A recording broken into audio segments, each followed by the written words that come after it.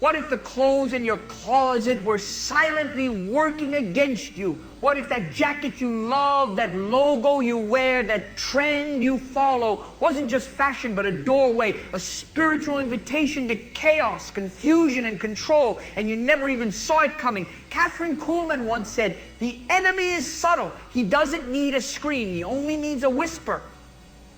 And that whisper may be hanging on your hanger right now. Let me tell you the truth about the 3 things you need to stop wearing immediately. Because what covers your body could be uncovering your soul. When you stand in front of your closet every morning, you may think you're just choosing an outfit. But what if I told you that in the quiet of that decision, something spiritual is happening? What you put on your body is not just fabric. It's a reflection of alignment. It's not just style. It's a statement of who you serve and where your soul is anchored. See, there's a reason why certain things feel powerful when you wear them. There's a reason why some outfits make you feel invincible, while others make you feel invisible. That's not coincidence. That's design. You are wearing more than cotton and threads. You are stepping into an image, a message, and yes, a spirit. And the question we have to ask is, whose image are we wearing? Whose message are we broadcasting? Which kingdom are we clothing ourselves in? He knows how to stitch pride into the seams. He's been in the business of counterfeiting beauty since the beginning of time. And he's still at it, selling false identity through clothing racks, disguising deception in designer labels. And we unknowingly sometimes wear it. We put on the things of the world, not because we're evil, but because we're unaware. Because it looks good. Because it's what everyone's wearing. Because we don't stop to ask, what is this piece saying? What is it feeding? What is it attracting into my life? You see, you can't wear the garments of the world and expect the presence of glory to rest on you. You can't be dressed in vanity and expect to walk in divine purpose. There's a clash, and it's not subtle, it's spiritual. That clash is not about modesty charts or fashion rules. It's about whether what you wear invites light or shadows into your space. There are garments that carry pride, clothes that scream, "Look at me," before you've even said a word. They exalt the flesh. They magnify the external. They feed ego, and the moment ego is fed, humility starves. There are outfits that glorify rebellion. Distressed jeans may just be fabric to you. But what if the brand's entire campaign is rooted in disrespect, defiance, and anarchy? What spirit are you agreeing with when you wear it? The enemy doesn't need you to bow down at altar. He just needs you to dress like you already belong to his camp. And we say, it's just fashion. But is it? Or have we been conditioned to think like that? Fashion is never neutral. Fashion has always been a language, long before words even enter the room. It introduces you. It sets the tone. It speaks on your behalf. So if you are meant to carry peace, why would you wear chaos? If you're called to walk in dignity, why would you drape yourself in degradation? There are people walking around with garments sewn in fear, afraid of not being liked, of not fitting in, of not appearing relevant. And so they compromise. They choose style over substance, popularity over purity. But here's the truth. No trend can erase. You are not called to fit in. You were never meant to dress like a world you were set apart from. Your identity was never supposed to be found in fabric. It was supposed to be lived from within. And when that shift happens, when you start choosing what you wear, not for how it makes you look, but for what it allows you to carry, everything changes. You'll walk into rooms differently. You'll notice that you don't attract the same energy. Doors that once opened to drama start closing. Peace begins to settle over you like a gentle robe. There's a quiet confidence that replaces the need to impress. You become unbothered because when you wear purpose, the approval of the crowd no longer matters. There's a beauty in simplicity, a power in purity. And when you wear that, when your clothing reflects your calling, you begin to walk not just as someone who believes, but someone who belongs to something greater. So the next time you stand in front of your closet, don't just ask, does this match? Ask, does this align? Because you're not just dressing a body, you're preparing a vessel. And the vessel can't be filled with glory if it's draped in what was never meant to be worn in the first place. Your closet is either a gateway to purpose or a doorway to influence you never invited. Choose wisely, because even in silence, your clothing speaks. When Satan can't destroy your calling, he distracts your image. And one of the easiest, most unnoticed ways he does it is with style, with fashion, with carefully crafted distractions sewn into our daily lives.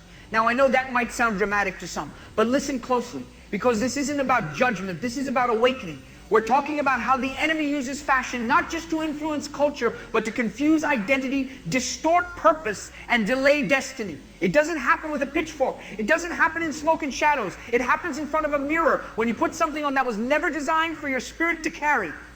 It happens when you walk out into the world wearing something that doesn't reflect the weight of who you are. Or worse, something that reflects everything you've been delivered from. That's not fashion. That's warfare.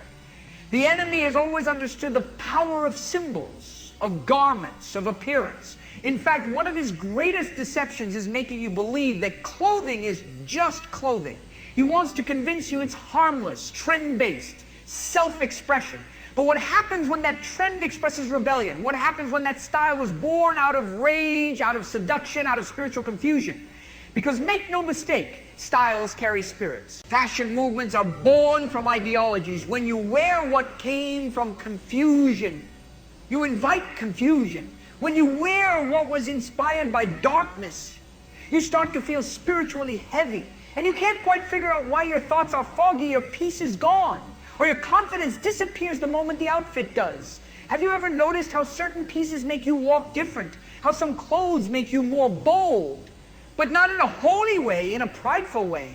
How some outfits demand attention, but the attention you're getting is never from people aligned with your calling. That's not just style, that's strategy. The enemy doesn't need to drag you into a pit if he can dress you like you belong there. He uses image to blur the line between strength and seduction, between confidence and ego, between freedom and recklessness. Suddenly, what starts as fashion becomes confusion. You start second-guessing yourself. You wonder why people treat you a certain way, why you attract the wrong kind of relationships, the wrong kind of energy, the wrong kind of attention. It's not always because of what you said. Sometimes it's because of what you wore. And listen, this isn't about shame. This isn't about covering up in fear. This is about clarity, about dressing in a way that honors the assignment over your life. About refusing to wear something that wasn't made for your spirit, your purpose, your peace. Because when the enemy can't get you to sin, he'll get you to blend in.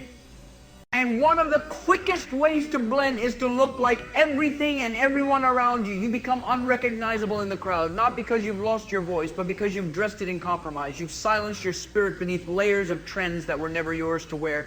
There are things we put on, not just on our bodies, but in our minds, styles, personas, attitudes that are nothing but costumes for survival. We wear boldness to hide insecurity. We wear luxury to cover lack. We wear rebellion to mask hurt. But no matter how expensive the garment, if it was sewn in fear, it will never give you peace. And the scariest part, you can get so used to wearing the wrong thing that it starts to feel like a part of you. But that's not identity. That's imprisonment.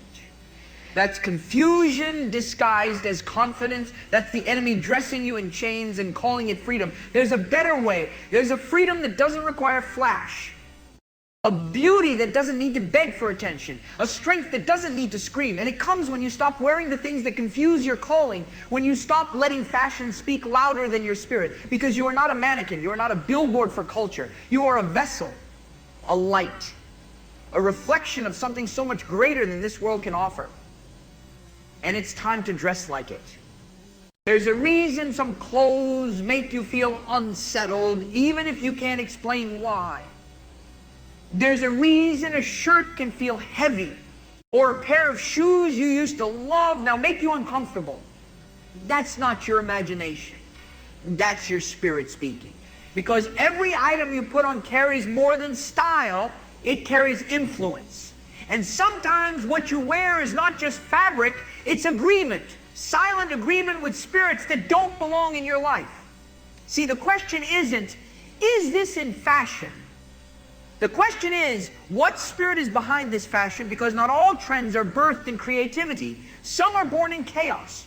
Not all designs are harmless. Some are inspired by ideologies soaked in rebellion, darkness, or seduction. And if you wear what came out of confusion, don't be surprised when confusion shows up in your thoughts, your emotions, your relationships. We've been told to follow trends like sheep, to mimic what's in the magazines, to chase what influencers promote without ever asking, where did this start? Who started it? What was their spirit like? Because just like music, just like movies, fashion is a form of influence. And influence is never neutral. It either pulls you closer to clarity or further into compromise. Let's talk plainly. The devil doesn't need you to worship him with words.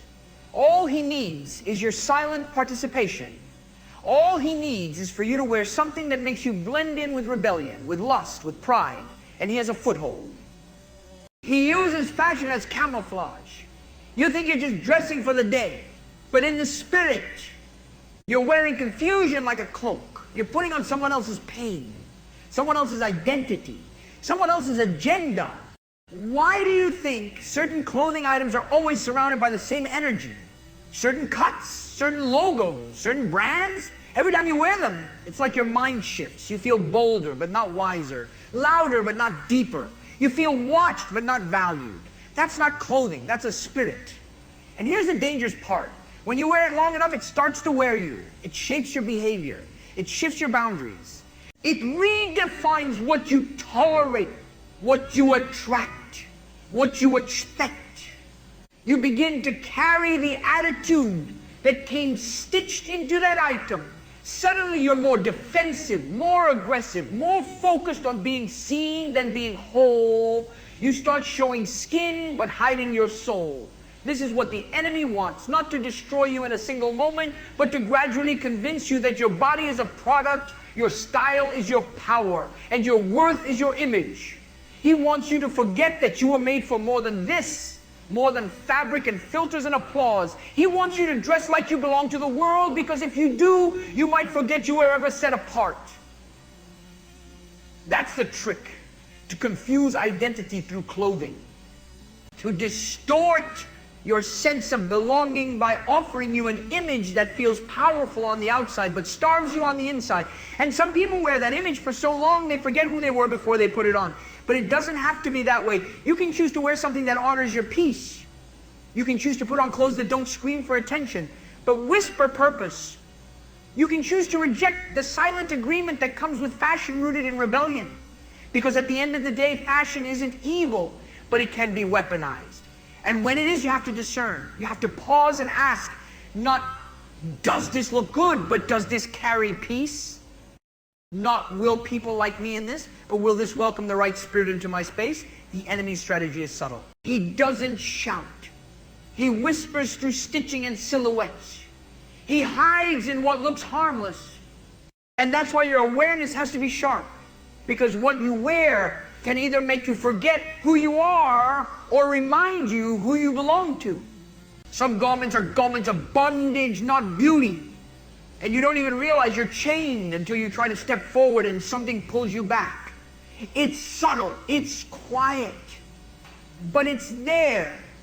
Because not everything that flatters your body is flattering your spirit. And not everything hanging in your closet was meant to cover you. Some things were designed to control you. Let's talk about it. Let's talk about the 3 specific things that open the door to darkness when you wear them. This isn't about policing style. It's about protecting purpose. It's not about shame. It's about spiritual clarity. Because some things, no matter how good they look, how expensive they are, how normal they become, carry a spiritual weight that you don't want to wear. The first, clothing that glorifies the occult. Symbols that seem trendy. The evil eye. Pentagrams, tarot imagery, snakes twisted around moons. They're everywhere. On shirts, on jewelry, on jackets. And you think it's just design, just aesthetic. But the spirit world knows better. The enemy doesn't care if you understand the symbol, only that you wear it.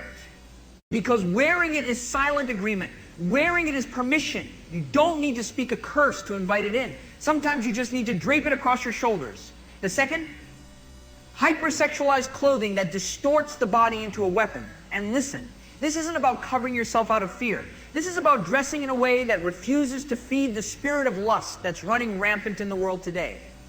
Some outfits weren't designed to express beauty. They were designed to provoke, to distract, to dominate attention in all the wrong ways. And when you wear them, you may think you're in control.